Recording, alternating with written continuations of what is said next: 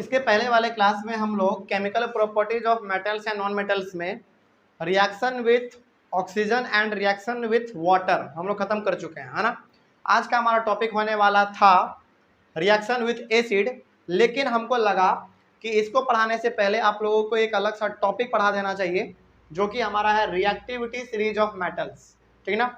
क्योंकि अभी जो हम लोग पढ़ेंगे ना रिएक्शन विथ एसिड, जो हमारा थर्ड टाइप होने वाला है chemical properties of metals and non metals का, उसमें इसका इस्तेमाल है, ठीक ना। तो जब तक ये आपको मालूम नहीं होगा ना, तब तक आप एसिड वाला नहीं समझ पाएंगे। तो सबसे पहली बात ये होगी कि यदि हम लोगों को अपने थर्ड नंबर को समझना है तो आपको कम से कम ये समझ में आ जाना चाहिए ये आखिर है क्या, ठीक है ना। देखिए रिएक्टिविटी सीरीज ऑफ मेटल्स क्या होते हैं। जब हमारे मेटल्स, देखो ये केवल मेटल्स है, नॉन मेटल्स नहीं है, तो यहाँ पे जो एग्जाम्पल लिखा हुआ है सारा हमारा क्या होगा, मेटल्स होगा, है ना। तो यहाँ पे जो मेटल्स लिखा हुआ है वो हमको ये बता रहा है कि ये इस रूप में अरेंज है, अरेंज किया हुआ है कि जो सबसे ज्यादा रिएक्टिव है, यानी कि जो सबसे ज्यादा आप कह सकते हैं केमिस्ट्री के फील्ड में बाकी से लगाव रखता है, यानी कि जो सबसे मिलजुल के घुल मिल के रहे, एकदम पूरा फ्रेंडली रहे, जो हर किसी से दोस्ती कर ले, वो हमारा सबसे ऊपर में होगा, यानी कि मोस्ट रिएक्टिव मेटल। यदि किसी के साथ हम इसको मिलाएंगे ना तो वो जल्दी रिएक्ट करता है, कुछ ना कुछ जल्दी बना के देगा हमको। तो जो सबसे खतरनाक है, यानी खतरनाक नहीं कह सकते हैं, मतलब जो सबसे मिलजुल के रहता है ना, जो सबसे दोस्ती बढ़ाने का काम करता है, जो सबसे ज्यादा रिएक्टिव है केमिस्ट्री में, वो हमारा सबसे ऊपर है। उसके बाद फिर उससे नीचे नीचे नीचे नीचे नीचे आते आते जो सबसे कम रिएक्टिव है, जिसको देश दुनियादारी से कोई मतलब नहीं है, वो हमारा सबसे नीचे है। जैसे एग्जांपल लेते हैं, जैसे देखिए पोटासियम छोड़ दीजिए, पोटासियम के बारे में अभी आप उतना नहीं जानते, लेकिन सोडियम के बारे में तो हम लोग पढ़े हुए हैं कि सोडियम को आप पानी में रखिएगा तब भी आग लग जाएगा, हवा में रखिएगा तब भी आग लग जाएगा। मतलब क्या, उसमें हम किस में रखते थे, केरोसिन में डुबा के रखते थे। मतलब ये इतना पावरफुल है ना, ये कहता है ना कि यदि तुम हमको केरोसिन से निकाले तब हम तुमको अपना जलवा दिखाएंगे, है ना। तो जैसे केरोसिन से बाहर निकलेगा फटाक से आग इसमें लग जाएगा, मतलब कि क्या है, रिएक्टिव ज्यादा है, फटाक से लग जाता है इसमें आग, मतलब रिएक्ट के जल्दी करता है ना। तो जो सबसे खतरनाक वाला है ना, वो सबसे हमारा ऊपर में है, उसके बाद फिर कम खतरनाक, फिर कम खतरनाक, फिर कम खतरनाक, और सबसे नीचे सबसे कम खतरनाक। यानी कि इसको बड़ा सुदमाश है ये, इसको देश दुनिया से कोई मतलब नहीं है किधर क्या हो रहा है ना, दुनिया इधर का उधर हो जाए इसको कोई मतलब नहीं है। जैसे गोल्ड सबसे अच्छा एग्जाम्पल, सोना, इसको आप हवा धूप बरसात पानी कहीं पे भी रख दो, कहीं पे भी इस पे कोई असर नहीं पड़ता है। इसीलिए जो प्योर सोना होता है ना, हालांकि हम नकली सोना का बात नहीं कर रहे हैं, वो तो काला भी पड़ जाता है ना, लेकिन जो प्योर गोल्ड होगा हमारा, जो बिल्कुल असली सोना होगा, उसको आप कहीं पे भी रख दीजिए, उसका खूबसूरती हमेशा बरकरार रहता है, उसमें कहीं पे भी आपको डलनेस नजर नहीं आएगा, हमेशा उसमें लस्टर आपको नजर आएगा, यानी कि चमकदार वो हमेशा दिखेगा आपको। तो मतलब क्या हुआ, इसका मतलब ये हो गया कि ये कम रिएक्ट करता है, किसी के साथ मिलेगा कोई रिस्पॉन्स नहीं करेगा, ठीक है तुम मेरे को मार लो भाई, कोई दिक्कत नहीं, इस प्रकार का है ये। लेकिन ये कहता है ना, मारेगा 2 झापड़ मारेगा 4 झापड़, इस प्रकार का है ये वाला। तो ये हो गया हमारा सबसे ऊपर में ज्यादा रिएक्टिव, उसके बाद फिर सबसे कम रिएक्टिव। तो यहाँ पे आप कह सकते हैं मोस्ट रिएक्टिव मेटल हमारा सबसे ऊपर में है, ऊपर में हमारा सबसे मोस्ट रिएक्टिव मेटल हमारा सबसे ऊपर में है। और जैसे जैसे आप नीचे आएंगे उसका रिएक्टिविटी क्या होगा, घटता चला जाएगा, है ना, वो कम रिएक्ट करेगा। तो जैसे जैसे आप नीचे आएंगे, यानी कि यदि आप जब यहां आ जाएंगे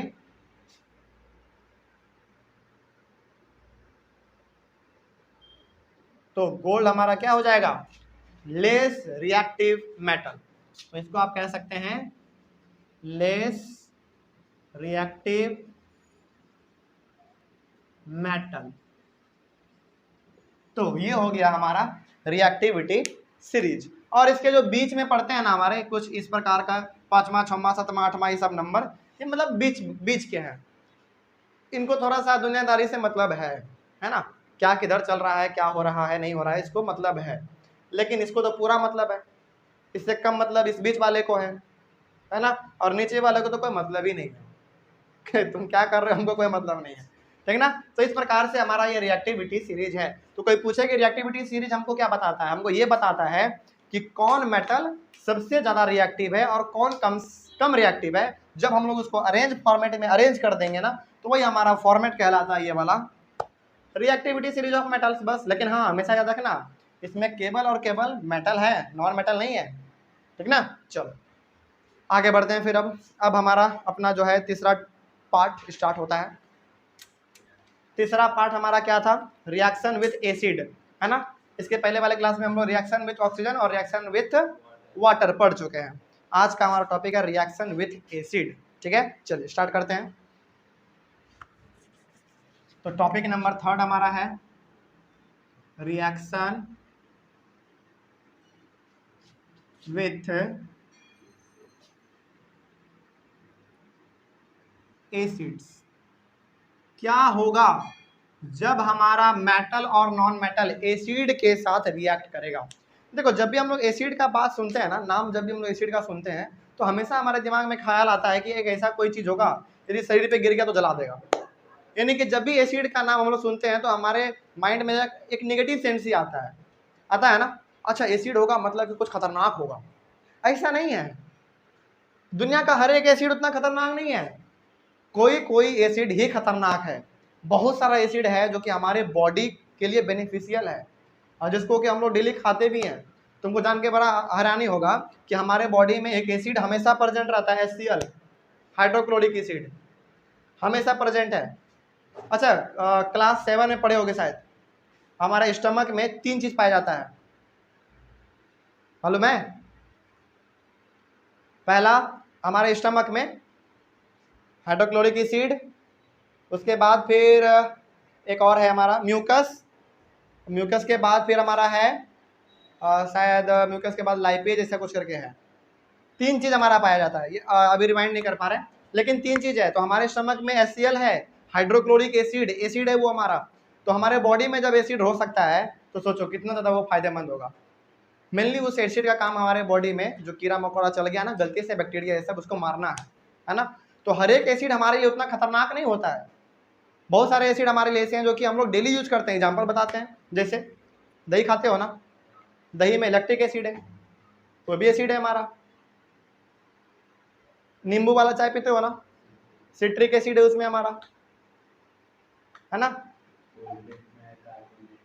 हाँ, यानी कि बहुत प्रकार के हमारे पास ऐसे ऐसे सब्सटेंस है जो कि हम लोग डेली यूज करते हैं और उसमें ऑलरेडी एसिड प्रेजेंट है। तो हर एक एसिड उतना खतरनाक नहीं होता है। तो एसिड के बारे में जो आपके मन में गलत ख्याल है वो नहीं होना चाहिए, है ना। चलिए खैर शुरू करते हैं। तो रिएक्शन विथ एसिड्स के बारे में सबसे पहले हम लोग समझेंगे कि मेटल जब हमारा रिएक्ट करेगा तो क्या होगा, है ना। चलिए जानते हैं इसके बारे में थोड़ा सा हम लोग। सबसे पहले मेटल के बारे में जान लेते हैं क्या है।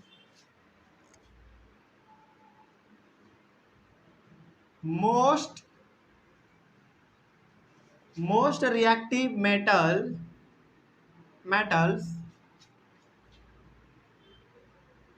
react with acids. Most reactive metals react with acids to form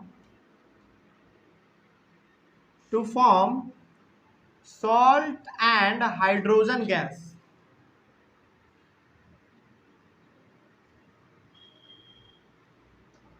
salt and hydrogen gas. तो क्या लिखा हुआ है, most reactive metals react with acids to form salt and hydrogen gas, ये लिखा हुआ है स्टेटमेंट में। अभी हम लोग समझेंगे क्या है, ठीक ना। चलिए उसके बाद फिर सेकंड पॉइंट आप लिख लीजिए, यहाँ पे हाइड्रोजन का बात हो गया है तो हाइड्रोजन के बारे में 1-2 लाइन और है, जान लेते हैं क्या है।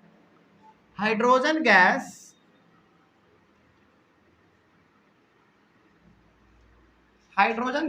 Burns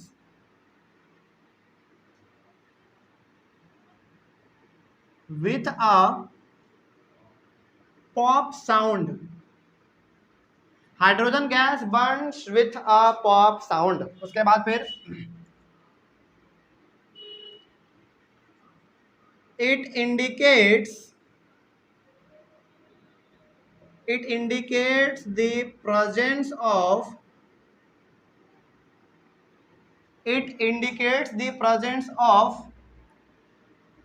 hydrogen gas. It indicates the presence of presence of hydrogen gas, hydrogen gas. अब एक एक स्टेटमेंट को समझते हैं हम लोग, ठीक है ना। चलिए देखिए अब जरा यहाँ पे ध्यान से, ध्यान इधर होना चाहिए। क्या है सबसे पहला, most reactive metals react with acids to form salt and hydrogen gas. देखो यहाँ पे ध्यान से, पहला स्टेटमेंट क्या कहा गया है, मोस्ट रिएक्टिव मेटल्स का मतलब ये हो गया कि ये जो ऊपर में आपको 2-3 मेटल दिख रहे हैं ना, potassium, sodium, calcium, magnesium, aluminium, ये कुछ ऐसे मोस्ट रिएक्टिव मेटल हैं जब एसिड के साथ रिएक्ट करेंगे, यानी कि एसिड के साथ जब मिलेंगे तो दो चीज ये बना के देगा आपको, पहला सॉल्ट, दूसरा हाइड्रोजन गैस। अब सवाल है कि क्या इसमें सॉल्ट खाने वाला नमक, क्या जो हम लोग घर में नमक खाते हैं सॉल्ट, क्या वो वाला? नहीं, वो वाला नमक नहीं। हालांकि वो वाला भी नमक हमारा एक केमिकल रिएक्शन से ही बनता है, लेकिन वो अलग चीज है। जो हम लोग अपने घर में यूज करते हैं ना, वो है हमारा NaCl, यानी कि सोडियम क्लोराइड। जो हम लोग अपने घर में इस्तेमाल करते हैं ना नमक, उसका नाम है NaCl, केमिस्ट्री के लैंग्वेज में छोटा सा रूप, लेकिन जब इसका पूरा नाम देखा जाए तो सोडियम क्लोराइड, ठीक है ना, क्योंकि सोडियम के लिए Na है और क्लोराइड के लिए Cl है। क्लोराइड का मतलब क्या, क्लोरीन। तो NaCl ये हम लोग इस्तेमाल करते हैं अपने घर में खाने के लिए। लेकिन यहाँ पे जो नमक बन रहा है ना, यहाँ पे ये नमक हमारे यूज के लिए नहीं है। ये नमक बिल्कुल एक अलग प्रकार का नमक है जो कि हम लोग केमिस्ट्री में केवल यूज करते हैं, समझ रहे हैं। तो अब ऐसा नहीं है कि रिएक्शन आप करवा लीजिएगा, घर में नमक का कमी हो गया, रिएक्शन करवा लिया, नमक मिल गया, खा लिया, नहीं, ये बड़ा खतरनाक होता है ना।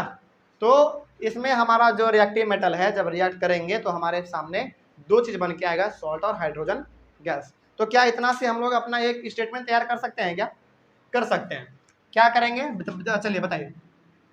सबसे पहला मेटल है हमारा, तो मेटल हमारा यहाँ पे, तो मेटल लिखिए, प्लस क्या, एसिड। क्या बना के देगा हमको, salt plus hydrogen gas, hydrogen gas बना के देगा, है ना। चलिए अब हम लोग एक थोड़ा सा अपना एग्जांपल ले लेते हैं, मैग्नीशियम प्लस हाइड्रोक्लोरिक एसिड, ठीक ना, magnesium plus hydrochloric acid example ले रहे हैं हम लोग, मैग्नीशियम प्लस हाइड्रोक्लोरिक एसिड। देखिए तो मेटल के जगह पे हम लोग ले रहे हैं अपना एक मैग्नीशियम, क्योंकि ये भी हमारा क्या है, बहुत ही रिएक्टिव है, क्योंकि थोड़ा सा ऊपर में हमारा है। तो यहाँ पे हम लोग ले लेते हैं मैग्नीशियम,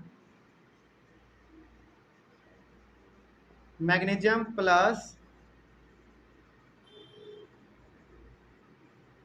हाइड्रोक्लोरिक एसिड बना के क्या देगा हमको, बना के देगा हमको magnesium chloride plus hydrogen gas, magnesium chloride plus hydrogen gas, magnesium chloride,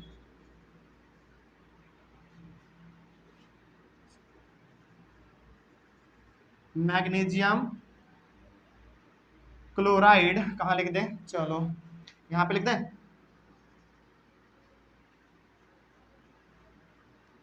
magnesium chloride plus hydrogen gas, magnesium chloride plus hydrogen gas ये हमको बना के देगा, ठीक है ना। अब आते हैं थोड़ा सा दोबारा अपने स्टेटमेंट पे, क्या लिखा हुआ है देखिए, मेटल के जगह पे मैग्नीशियम, एसिड के जगह पे हाइड्रोक्लोरिक एसिड, बना के क्या देगा, सॉल्ट। तो यहाँ पे जो आप मैग्नीशियम क्लोराइड देख रहे हैं ना, ये हमारा सॉल्ट है, नमक है ना, खाने वाला नमक नहीं, ये केमिस्ट्री का अलग लैंग्वेज है, अलग नमक है ये। उसके बाद फिर हाइड्रोजन गैस तो है ही यहाँ पे, ठीक है ना। चलिए अब इसको यदि थोड़ा सा हम लोग सिंबल में लिखना चाहें तो हम लोग लिख सकते हैं। चलिए मैग्नीशियम का सिंबल क्या होता है, Mg, हाइड्रोक्लोरिक का होता है HCl, ठीक है ना। उसके बाद मैग्नीशियम क्लोराइड का होता है MgCl2, MgCl2 plus hydrogen gas का तो आपको मालूम ही है, H2, है ना। चलिए अब मेरे हिसाब से पहला वाला स्टेटमेंट क्लियर हो गया होगा, है ना। तो इसका हम लोगों ने यहाँ पे स्टेटमेंट भी देख लिया और एक एग्जांपल भी हम लोगों ने यहाँ पे देख लिया। तो ये हो गया स्टेटमेंट हमारा और ये हो गया हमारा एग्जांपल, हो गया। आगे बढ़ते हैं फिर। उसके बाद फिर क्या कहा गया था, hydrogen gas Burns with a pop sound. मतलब क्या हुआ इसका, थोड़ा सा हम लोग समझ लेते हैं कुछ एक्सपेरिमेंट करके। जैसे देखो यहाँ पे, चलो मान लो कि हमारे पास ये एक छोटा सा ग्लास है, ठीक है। इस ग्लास के अंदर हम क्या डाले हुए हैं, हाइड्रोक्लोरिक एसिड और मैग्नीशियम डाले हुए हैं, क्योंकि इन्हीं दोनों को हमको रिएक्ट करवाना है। तो मान लीजिए ये हमारा क्या है, मैग्नीशियम और हाइड्रोक्लोरिक एसिड दोनों इसमें मिला हुआ है, मान लीजिए दोनों मिला हुआ है। तो इसमें हमारा क्या क्या आ गया, इसमें हमारा मैग्नीशियम प्लस HCl आ गया ना। अब जब इन दोनों को हम आपस में मिलाएंगे तो बनेगा क्या हमारे सामने, MgCl2 बनेगा, यानी कि सॉल्ट बनेगा। तो बनेगा हमारे सामने MgCl2 बनेगा, प्लस इसके साथ ही साथ H2 बनेगा ना। अब देखो जरा ध्यान से, क्या कहा गया था इसमें, hydrogen gas Burns with a pop sound. अब जब आप ये रिएक्शन करेंगे, यानी कि मैग्नीशियम और हाइड्रोक्लोरिक एसिड को जब आप इसमें मिलाएंगे, तो ये तो आपके सामने बनेगा ही बनेगा, लेकिन ये आपको दिखाई नहीं देगा। गैस है, देख सकते हैं क्या गैस को, आप नहीं देख पाएंगे। लेकिन जब ये रिएक्शन हो रहा होगा, उस समय जब आप एक कैंडल जला के इसके सामने लेके जाएंगे ना, तो पॉप साउंड कुछ मतलब कैसे, इस प्रकार का, समझ में आया। पॉप साउंड का मतलब क्या, इस प्रकार का, समझ गए। तो इस प्रकार का साउंड आपको वहां पे मतलब पट पट पट पट करके आपको सुनाई वहां पे पड़ेगा। जैसे कभी आप छुरी छोड़े हैं दिवाली में, चिर चिर चिर चिर चिर करता है ना, लेकिन ये वाला वैसे नहीं करता, ये पट पट पट पट पट पट पट ऐसे से करता है ना। तो जब आप इसके सामने कैंडल को जला के लेकर जाएंगे तो गैस तो निकल रहा होगा, लेकिन आपको दिखाई नहीं देगा। लेकिन जब आप वहां पे जाएंगे तो हाइड्रोजन गैस का साउंड पॉप साउंड निकलेगा, है ना। तो ये पॉप साउंड हमको क्या इंडिकेट कर रहा है, it indicates the presence of hydrogen gas. Pop sound निकल रहा है, इसका मतलब कि कहीं ना कहीं इस रिएक्शन में हमारा हाइड्रोजन गैस है जो कि बाहर निकल रहा है। याद रहेगा ये एक्सपेरिमेंट, कोई डाउट इसमें। तो ये हो गया हमारा मेटल का एसिड के साथ रिएक्शन। एग्जांपल बहुत सारे हो सकते हैं, आप केवल एक याद रख लीजिए, यही काफी है ना। तो ये हो गया हमारा। चलिए अब आगे बढ़ते हैं फिर, थोड़ा सा आगे बढ़ते हैं।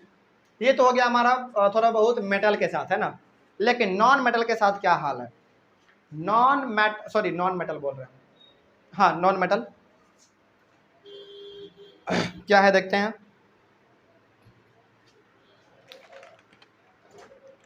नॉन मेटल के बारे में इसमें ये कहा गया है कि नॉन मेटल जनरली इसके साथ रिएक्ट नहीं करता है। समझ में आ गया क्या है, जनरली इसके साथ हमारा नॉन मेटल रिएक्ट नहीं करता है एसिड के साथ, है ना। चलिए इसमें कोई डाउट, अब कहीं पे भी कोई समस्या है तो पूछ लीजिए फटाक से। हो गया क्लियर। तो नॉन मेटल का जहां तक बात है, वो एसिड के साथ रिएक्ट नहीं करता है ना। उसके साथ ही साथ ये तो हो गया हमारा मोस्ट रिएक्टिव मेटल, है ना। इसका जो लेस रिएक्टिव मेटल है ना, जैसे हमारा कॉपर हो गया, सिल्वर हो गया, गोल्ड हो गया, ये भी इसके साथ रिएक्ट नहीं करता है। जैसे यहाँ पे आप नीचे में एक लाइन लिख सकते हैं, लेस रिएक्टिव metals